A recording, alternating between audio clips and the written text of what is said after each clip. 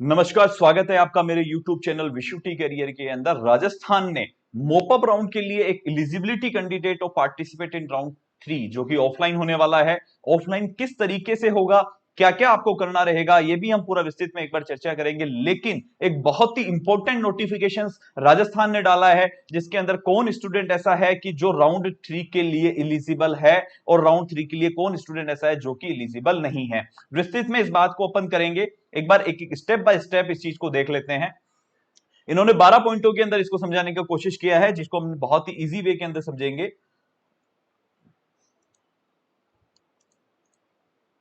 ऐसे student allotted a seat in round 1 and did not join, no allotment in round 2। ऐसे student जिनको round 1 के अंदर seat मिला था या ज्वाइन नहीं किया था और उनको कोई भी अलॉटमेंट नहीं हुआ है राउंड 2 में, ऐसा स्टूडेंट को कोई भी फ्रेश रजिस्ट्रेशन करने की जरूरत नहीं है, ना ही उनको कोई डिपॉजिट करना है सिक्योरिटी। वो राउंड 3 के लिए एलिजिबल है और उनकी सिक्योरिटी अमाउंट भी फोरफिटेड नहीं हुई है जो उन्होंने पहले जमा करवाई थी। इस बात को आप फिर से समझना।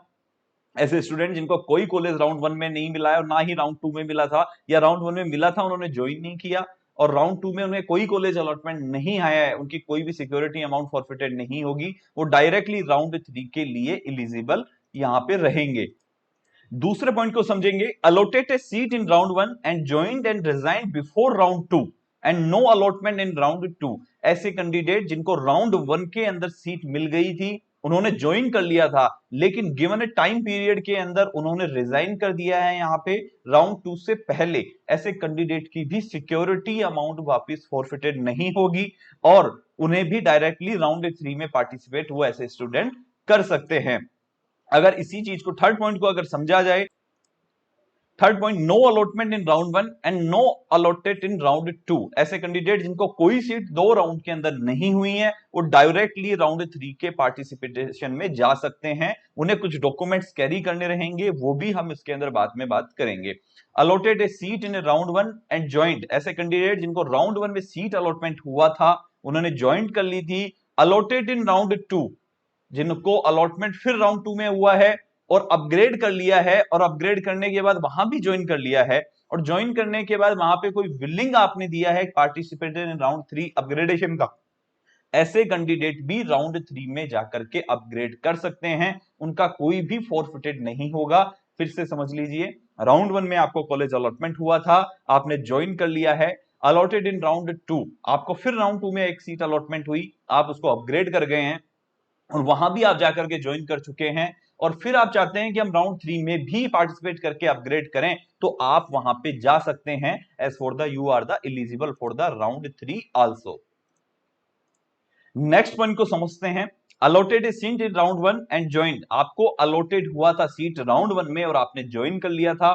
अलॉटेड इन राउंड 2, आपको राउंड 2 में भी अलॉटमेंट आया है और आपने उसको अपग्रेड करके वापस से ज्वाइन कर लिया है और रिजाइन कर दिया है, या रिजाइन कर दिया है आपको टाइम के अंदर, मतलब आपको अलॉटमेंट आने के बाद में आपने उस सीट को ज्वाइन नहीं किया या आप गए नहीं या आपने लेकर के रिजाइन कर दिया है, तो ऐसे कैंडिडेट की रजिस्ट्रेशन जो है, फ्रेश न्यू रजिस्ट्रेशन की रिक्वायरमेंट रहेगी।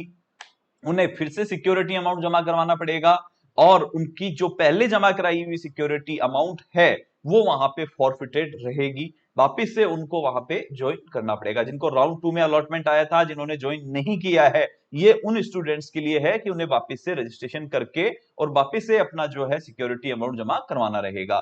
6 पॉइंट पे आते हैं। Allotted a seat in round 1 and joined, ऐसे कैंडिडेट जिनको अलॉटमेंट हुआ था राउंड 1 के अंदर और उन्होंने ज्वाइन कर लिया है।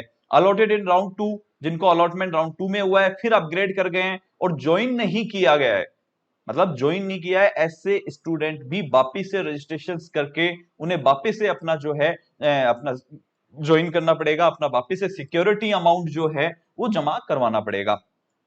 7 पॉइंट को समझते हैं। Allotted a seat in round 1 and not join, मतलब ऐसे स्टूडेंट जिनको अलॉटमेंट आया है राउंड 1 के अंदर और ज्वाइन नहीं किया है, एंड ज्वाइन सॉरी ज्वाइन कर लिया है, seat retained in round 2, seat को रिटेंड कर दिया है राउंड 2 में और रिजाइंड अप टू 31/8/2023, जो कि समय दिया गया था कि राउंड 2 से पहले, 31 से पहले अगर आपने राउंड 1 में ज्वाइन की हुई सीट को आप रिजाइन कर सकते हैं। ऐसे स्टूडेंट को रजिस्ट्रेशन करने की जरूरत नहीं है, उनका डायरेक्टली सिक्योरिटी अमाउंट भी फॉरफिटेड नहीं होगा और वो डायरेक्टली मोपअप के लिए एलिजिबल रहेंगे।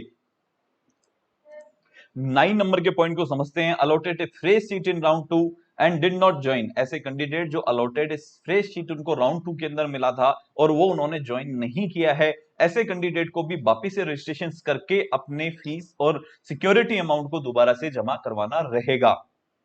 10 नंबर के पॉइंट को आप समझेंगे। Allotted A fresh seat in round 2 and join कर लिया है और रिजाइन कर दिया है अपनी सीट को, तो भी उन कैंडिडेट को वापस से अपना रजिस्ट्रेशन करवा करके और सिक्योरिटी अमाउंट वापस जमा करवाना पड़ेगा। ऐसे स्टूडेंट वापस वहां पे पार्टिसिपेट नहीं कर सकते हैं। Allotted A fresh seat in round 2 and join कर लिया है जिन ऐसे कैंडिडेट को जिनको अलॉटमेंट हुआ है फ्रेश सीट राउंड 2 के अंदर एंड ज्वाइन कर लिया है, willing to participate in round 3 for upgradation, वो डायरेक्टली अपने अपग्रेडेशन के लिए जा सकते हैं।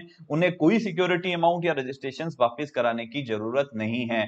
ऐसे कैंडिडेट जिन्होंने राउंड 1 में भी पार्टिसिपेट नहीं किया था, राउंड 2 में भी पार्टिसिपेट नहीं किया था, वो डायरेक्टली राउंड 3 के अंदर आकर के अपना न्यू रजिस्ट्रेशन करा करके पार्टिसिपेट कर सकते हैं। उनका सभी चीज फ्रेश रहेगा, रजिस्ट्रेशन उनको वापस करना रहेगा, रजिस्ट्रेशन के साथ साथ में उनको सिक्योरिटी अमाउंट भी वापस जमा करवाना रहेगा। अब थोड़ा सा मोपअप राउंड के लिए बात कर लेते हैं कि मोपअप राउंड ऑफलाइन क्या होता है।